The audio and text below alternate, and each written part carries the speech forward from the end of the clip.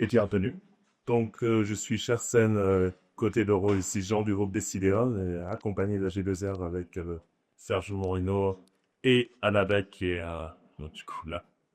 Pour parler de la formation, acculturation de l'IA génératif chez AG2R. Donc, en préambule, je voulais quand même dire d'abord que avec tout ce qu'on a vu déjà, les 12 points clés et l'ouverture qu'a faite les Ciliol, c'est de rappeler que, en effet, l'IA générative existe partout maintenant, sur vos téléphones, donc dans les entreprises, et donc vient se poser la question sur non seulement, comme Gérald l'a dit, une technologie qui existe depuis très longtemps, mais plutôt sa démocratisation qui arrive très fortement, donc du coup tout le monde se retrouve sans être expert, être exposé à l'IA générative.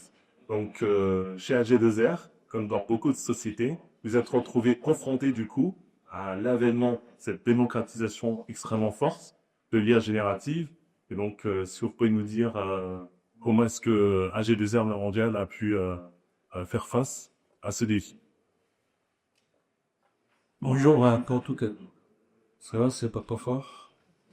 Bonjour à toutes et à tous. Il doit peut-être déjà rappeler qui est GTR Mondial. G2R Mondial est un groupe de 15 000 personnes à peu près qui réalise 13 milliards de chiffre d'affaires et qui est présent sur 5 métiers. Le premier verset est la retraite d'Agir Carco, puisque nous sommes un des principaux acteurs en ce domaine, c'est un domaine, un métier non concurrentiel. Nous avons 4 autres métiers qui sont plus concurrentiels. Le premier de ces métiers, c'est la prévoyance. Le deuxième de ces métiers, c'est la gestion d'actifs. Le troisième de ces métiers, ce sont les résidences seniors de KISS. Et le quatrième le plus important de ce métier, c'est l'épargne retraite. Et donc, moi, je fais partie de ce métier et je suis plus précisément donc directeur marketing et communication d'AG2R Mondial Épargne Patrimoniale. Alors, cette structure de G2R, AG2R Mondial Épargne Patrimoniale est une structure qui est dédiée à la conception et à la gestion de contrats d'assurance vie haut de gamme, qui sont essentiellement commercialisés par les acteurs du marché, donc les banques, les family office et les cabinets de CGPI. Au sein de cette structure, nous sommes 350 en France et au Luxembourg. Et nous avons, l'an dernier, réalisé une collecte de ESSEC TR6 qui fait de nous un des principaux acteurs. Alors, pour reprendre, comment est-ce que la G2R mondiale a lancé ce projet? Peut-être rappeler que pour nous, l'intelligence artificielle est un élément essentiel. Nous venons de lancer un nouveau plan d'entreprise qui s'appelle Esprit de Concept. C'est un plan qui repose sur 3 piliers. Le premier, c'est une cible de conquête d'une nouvelle clientèle et de fidélisation de la clientèle existante. Le deuxième, c'est l'amélioration de l'efficacité opérationnelle et de la rentabilité. Et le troisième, plus atypique, c'est un scoop initiative. L'objectif, c'est de donner plus d'initiatives à tous des acteurs de l'entreprise pour leur permettre d'être plus efficients quand ils sont près de clients. Et bien sur chacun de ces 3 piliers, nous allons utiliser fortement, et nous avons déjà commencé à utiliser fortement l'intelligence artificielle. Sur le premier, l'esprit de la conquête commerciale, nous sommes en train d'équiper tous nos commerciaux d'outils qui leur permettent d'interroger les bases de données clients avec un langage naturel, de rédiger des comptes rendus avec des plans d'action, et de faire des pré-propositions de services grand public profit. Toujours sur son premier pilier, au niveau de la fidélisation, en fait, nous avons lancé des chatbots qui sont tous des chatbots aujourd'hui qui sont basés sur l'intelligence artificielle. Et donc, le but du jeu, c'est de répondre à plus de 80% des questions du client, oser bien évidemment notre langage naturel. Oui, 20% de questions qui sont traitées par les acteurs humains, ben là aussi l'objectif c'est de fournir à ces acteurs tous les éléments pour mieux connaître, mieux comprendre la problématique du client et être en mesure de lui répondre rapidement et de façon efficiente. Donc premier pôle, l'intelligence artificielle sera un élément fondamental de notre réussite. Le deuxième pilier, c'est le pilier de l'efficience. Là, on travaille sur deux niveaux. Le premier, c'est l'efficience au niveau opérationnel. Donc là, c'est quelque chose d'assez classique et que le CDOM connaît bien. Le but du jeu, c'est d'avoir des outils qui arrivent à identifier tout type de documents que nous utilisons, arrivent à récupérer toutes les données que nous souhaitons, qui sont ensuite traitées soit automatiquement, soit par des opérateurs humains, et qui sont ensuite injectées via l'IA directement dans le système d'information. Donc là, on est dans une logique d'amélioration significative de l'efficacité opérationnelle. Autre élément, c'est le vibe coding. On a, comme tous les acteurs d'une certaine taille, on a parfois quelques soucis pour pouvoir délivrer des solutions informatiques ou digitales rapidement. Et donc, pour accélérer notre time to market, on est en train de développer de façon relativement forte le vibe coding. Donc, pour ceux qui ne le savent pas, je rappelle, c'est plutôt que de demander à un développeur d'écrire des lignes de code, on passe par une intelligence artificielle, on rédige des prompts qui expliquent ce que l'on veut faire dans ce programme, et c'est l'IA qui va, elle, développer directement les lignes de code. Et sur le troisième élément de notre plan stratégique, tout ce qui permet d'améliorer l'initiative des collaborateurs du groupe, bien évidemment, l'objectif, c'est de leur fournir deux choses. Un accès à toutes les données, notamment clients, de façon simple et en langage naturel, et deux, la possibilité de développer eux-mêmes des agents qui leur permettent de répondre plus précisément aux besoins qu'ils ont besoin, que eux ou leur équipe ont besoin, et donc de façon à être plus réactifs et plus efficaces aux demandes et aux besoins de nos clients. Voilà, donc ça, ce sont les principaux projets que nous avons lancés. Je profite d'une petite parenthèse sur le vibe coding et sur la classification automatique des documents. Ça fait partie des cas d'usage dont nous allons, mon collègue et moi, Adrien, adresser cet après-midi lors de l'atelier IA Souveraine. Donc si cela vous intéresse aussi, en plus dans le domaine de l'assurance, on pourra en parler dans cet atelier. Ce qu'il s'agit de notre accompagnement, vous avez fait appel au groupe Decidium pour notamment vous accompagner sur la prise en main de l'IA générative au sein de la G2R La Mondiale. Donc, est-ce que vous pouvez nous dire deux mots un petit peu sur l'accompagnement en lui-même, comment vous l'avez vécu? Oui, bien sûr. Alors, bien évidemment, on n'a pas attendu Decidium pour être opérationnel sur l'IA, puisque l'intelligence artificielle est un sujet qui est opérationnel chez nous depuis à peu près 2 ans. Et donc, pour être efficace, nous avons fait le choix d'avoir notre propre outil. Alors, c'est un outil qui utilise largement les solutions Gemini de Google, mais c'est un outil qui est internalisé parce que, comme nous travaillons sur des données confidentielles, le patrimoine de nos clients, l'état de santé de nos clients, il est évident qu'on ne pouvait pas accepter que nos données sortent de notre système d'information, donc il fallait les garder captives, et donc nous avons une solution propre. Donc, pour développer ces solutions et l'usage de ces solutions, on a désigné sur toutes les grandes directions, on a désigné des champions. Et Annabelle est la championne au niveau de la G2R La Mondiale et Pan Patrimonial, dont la fonction est quadruple. Ils ont la fonction d'acculturer les collaborateurs, ils ont la fonction d'être le relais entre les équipes métiers et la direction de l'IA. Ils ont la fonction d'être des animateurs. Et ça, c'est important, puisqu'ils doivent, de façon assez régulière, faire en sorte que les directions avec lesquelles on travaille soient partie prenante, puisque vous évoquiez tout à l'heure la nécessité d'intégrer les métiers. Ça, c'est quelque chose chez nous qui est fondamental. Tous les projets IA intègrent les métiers, et le but du jeu, c'est d'avoir le plus souvent possible des remontées des métiers. On n'est pas dans une logique où c'est la direction de l'IA qui doit tout créer. On est vraiment dans une logique où ce sont les métiers qui doivent exprimer leurs besoins. Et donc, on a développé pas mal de solutions, et à un moment, au niveau du marketing, on s'est dit qu'il fallait qu'on aille un petit peu plus loin. Alors, on était bien évidemment tous déjà largement utilisateurs de l'intelligence artificielle, notamment sur toutes les parties rédactionnelles qui sont les plus simples à utiliser.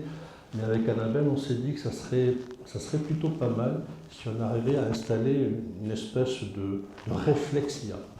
Alors, c'est quoi le réflexe IA? Le réflexe IA, c'est de se dire, Je ne me contente pas d'utiliser l'IA sur des sujets dont je sais que ça fonctionne et ça me rend service, mais c'est vraiment se dire, est-ce que sur les process qui existent, est-ce que sur les process que je vais développer, il n'y a pas moyen d'utiliser l'IA pour être plus efficient? L'objectif, ce n'est pas de se dire, je veux utiliser l'IA pour utiliser l'IA, mais est-ce que l'IA peut m'aider à être plus efficient? Donc ça, c'est un premier point.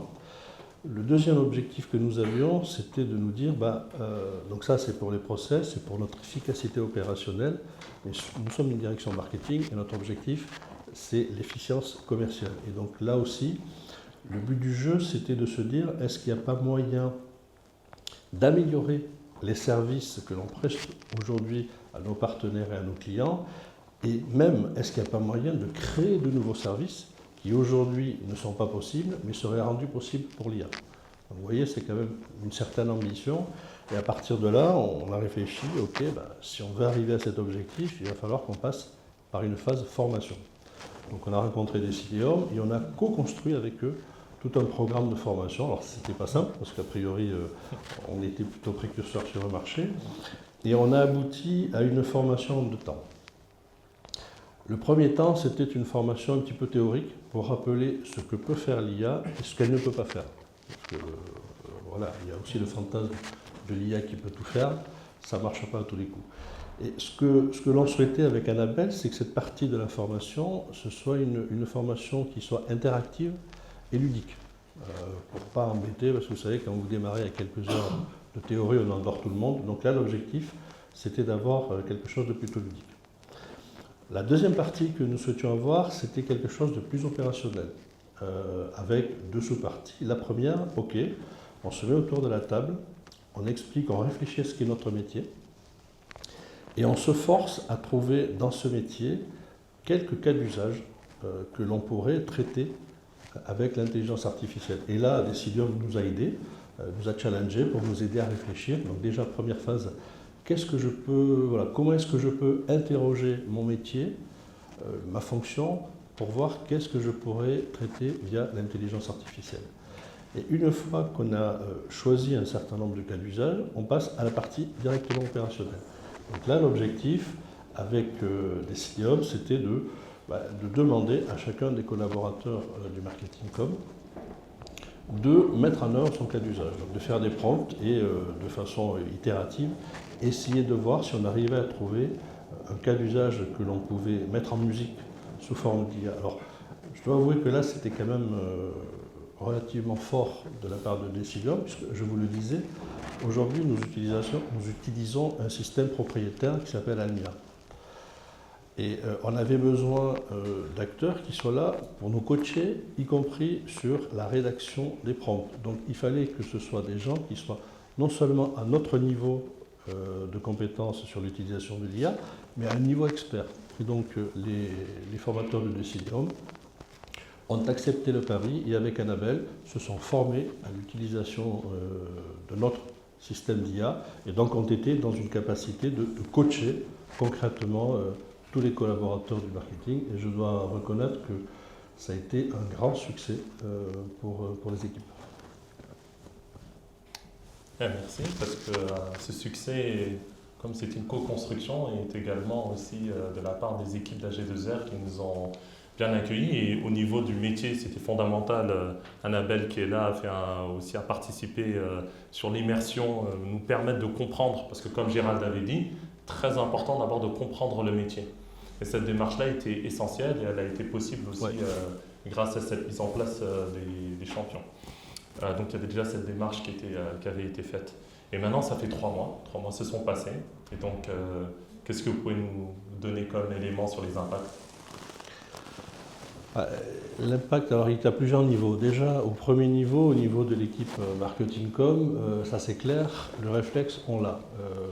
Annabelle pourra en témoigner, dès qu'on lance de nouveaux projets, dès qu'on lance de nouvelles actions, la question arrive toujours, est-ce que l'IA peut nous aider? Elle ne peut pas toujours, encore une fois. Arrêtons le fantasme, l'IA peut tout faire, il vous prépare le café le matin et puis il vous brosse le dos le soir. Non, l'IA ne peut pas tout faire. Mais on se pose systématiquement la question de savoir si ça peut nous aider. Donc ça, c'est déjà le premier succès. Et j'en veux pour preuve que lorsqu'on avait eu cette formation avec Decideum, il y avait certains cas d'usage sur lesquels des collaborateurs du marketing avaient réfléchi. Et donc on avait fait du prompt, et les résultats n'étaient pas à la hauteur de ce que l'on souhaitait, puisque bon, ça ne marche pas à tous les coups. Plutôt que d'enterrer le projet, on s'est dit ok, on va attendre une version plus puissante de l'IA. C'est pas à vous que je vais apprendre que le versionning de l'IA, alors c'est pas toutes les millisecondes, c'est quand même relativement rapide. Et donc la nouvelle version est arrivée, et sans même qu'on leur demande, les collaborateurs qui avaient leur projet qui avait été mis un peu en stand-by ont recommencé à essayer, sont à nouveau en train de prompter pour voir si ça fonctionne. Donc déjà au niveau marketing, on a, enfin, je parle sous le contrôle d'Annabelle, mais l'objectif il a été totalement atteint pendant la formation et après la formation. Aujourd'hui, j'ai vraiment une équipe qui a le réflexe IA constant. Deuxième élément, c'est que du coup, comme toute l'équipe était satisfaite, et moi le premier, on en a parlé autour de nous. Et donc, je pense que vous allez, dans pas très longtemps, si ce n'est déjà fait, recevoir des demandes d'autres directions du groupe qui vont vouloir suivre la même formation parce qu'elle a été vachement efficace. Merci beaucoup, parce que je pense que vous avez tout résumé, elle était vachement efficace.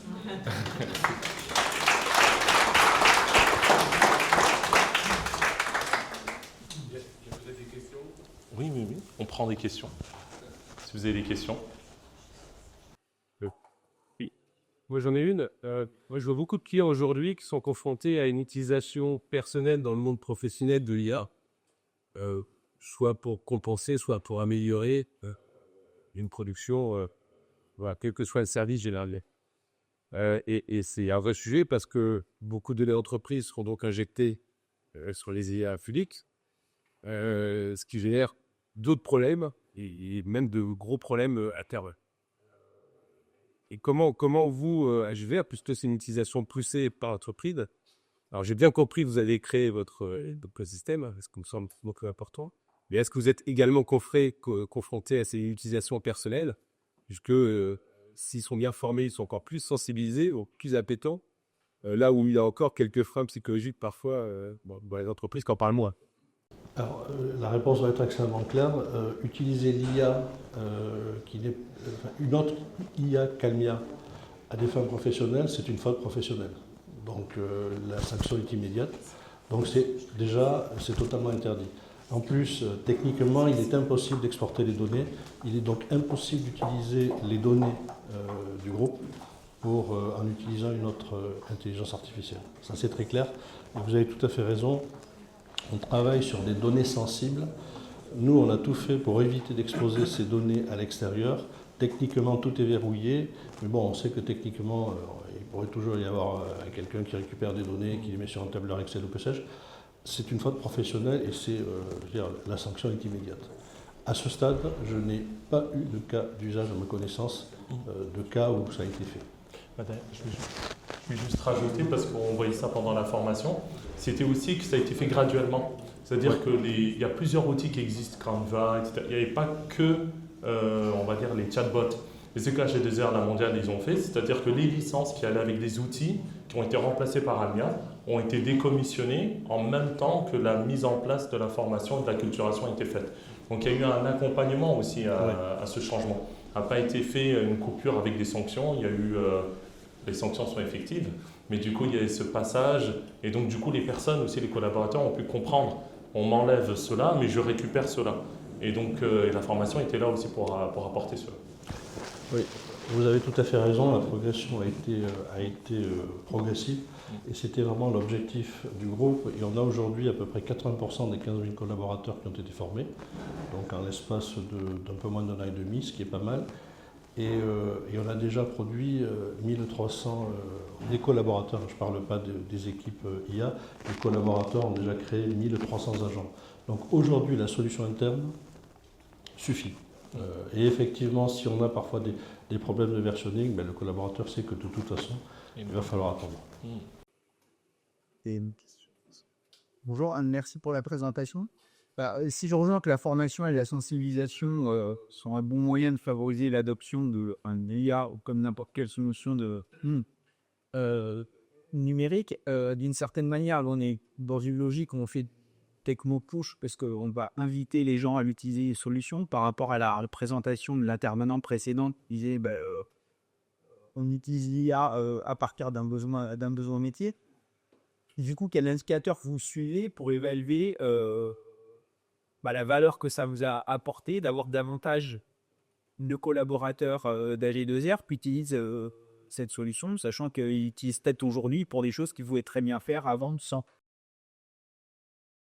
Oui, la question est claire. Alors, on n'a pas monitoré, évidemment, vous imaginez, 1300, c'est pas possible à monitorer. On espère qu'ils sont suffisamment, on sait qu'ils sont suffisamment intelligents pour développer des outils qui leur apportent une vraie valeur ajoutée.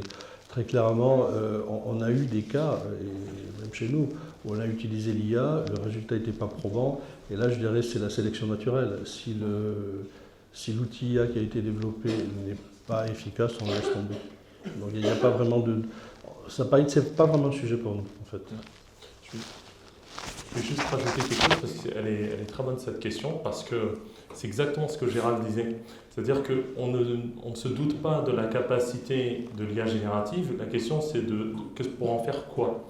Et là, avec la formation, c'était aussi de voir des cas d'usage, justement. Donc, c'est de mettre l'outil à disposition, mais d'en faire quelque chose qui apporte une vraie valeur ajoutée. Et donc là, on a repris dans l'autre sens. On a commencé par le pourquoi avant de mettre le comment. Parce que le comment, il était là, il est partout. Ce qu'on disait, il est dans les téléphones, il est partout. Mais il fallait le sécuriser. Donc AG2R l'avait déjà fait. Après, la question, c'était de mettre à profit aux collaborateurs ce comment qui est sécurisé, qui est très puissant, mais pour ne pas en faire tout et n'importe quoi, parce qu'il y a aussi un coût derrière. Le modèle, il n'est pas gratuit. Voilà. Non. Et donc, les assistants qui en sortent, il vaut mieux qu'ils soient bien construits, bien réfléchis, et qu'ils répondent d'abord aux questions de l'usage, du pourquoi et donc du métier. J'espère que j'ai répondu.